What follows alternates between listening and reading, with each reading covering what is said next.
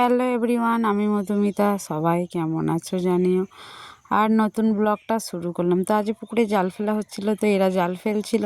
তো বেশি মাছ পড়েনি, অনেকক্ষণ পিটি কয়েকটা মাছ পড়েছিল। তো আজকের ভাবলাম মাছ দিয়ে ভালো ঝোল করে খাওয়া হবে।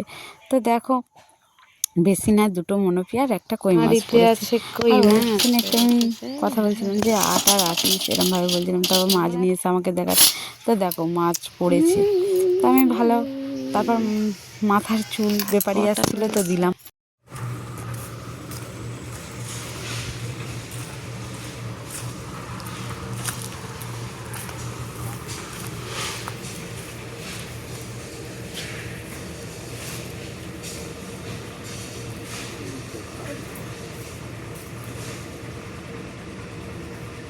ষাট টাকা এটা গামলি হবে। গামলা খাবো তো দেখো, গামলা নিয়ে নিলাম। চলো, 50 টাকা দাম কিনছে, 50 টাকা দাম গামলাটা, হচ্ছে কি 60 টাকা দিয়ে নিয়ে নিলাম।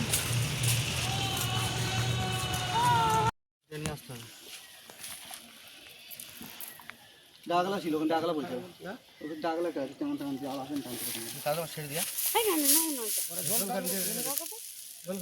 সেই পড়তে চাই না।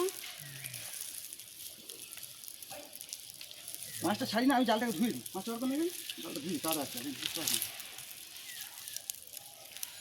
আবার একটা মনোপিয়া। এতগুলো অ্যাকচুয়ালি তেল লাগবে, যা কর ছেলে তেল লাগবে কি